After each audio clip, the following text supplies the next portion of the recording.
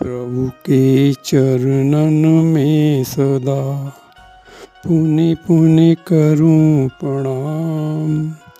यही कहूँ भूलूं नहीं मेरे प्रियतम राम। मानस में श्री हनुमान जी ने 2 यात्राएं की हैं। पहली यात्रा में वो सीता की खोज में गए। इस यात्रा में उन्हें कोई श्रम नहीं हुआ। यद्यपि मैनाक ने कहा भी कि आराम कर लो, लेकिन उन्होंने कोई आराम नहीं की। इस यात्रा में उन्हें कोई भ्रम भी नहीं हुआ। सुरसा, सिंगनी, लंकनी जो जैसी थीं वैसी ही उनको दिखाई पड़ी और उन्होंने तुरंत उनको पहचान भी लिया। लंका जलाते समय वे राक्षस नहीं लगे, बल्कि राक्षसों को देवता लगे। लंका के राक्षस क्या कह रहे हैं? हम जो कहा ये कभी नहीं हुई। लंका की राक्षस उनको कैसे लग रहे हैं? हम जो कहा यह कभी नहीं हुई, बानर रूप धरे सुर कोई। सुर कोई, सुर कहते देवता। तो इस प्रकार पहली यात्रा में हनुमान जी को न श्रम हुआ न भ्रम हुआ और सबको देवता लगे। कारण इसका क्या था कि वो इस समय चले तो बार बार रघुवीर संभारी।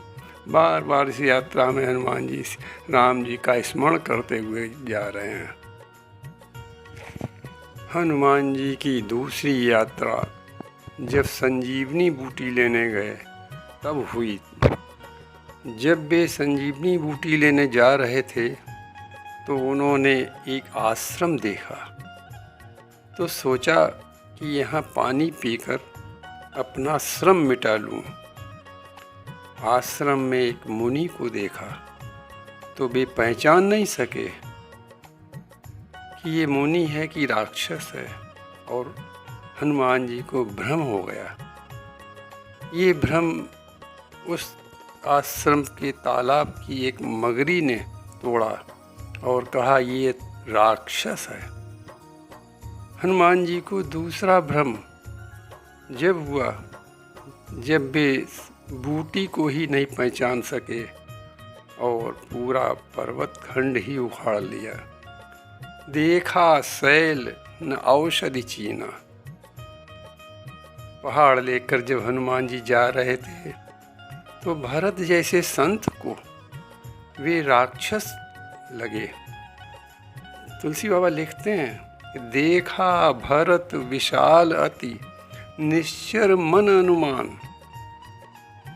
इस यात्रा में हनुमान जी को अभिमान भी हुआ जब भरत जी ने कहा कि हमारे बाण पर चढ़ जाओ, ये बाण तुम्हें तुरंत राम जी के पास पहुंचा देगा।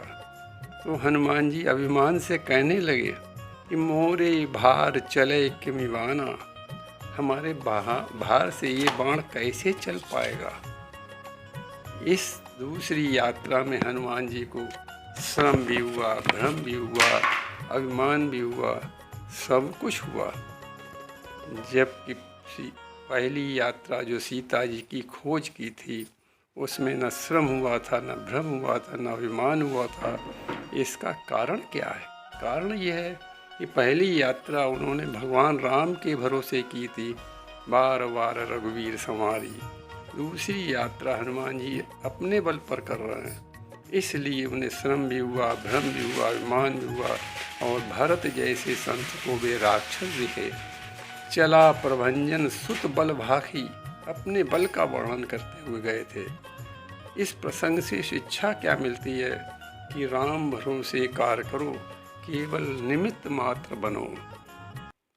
Audio Jungle.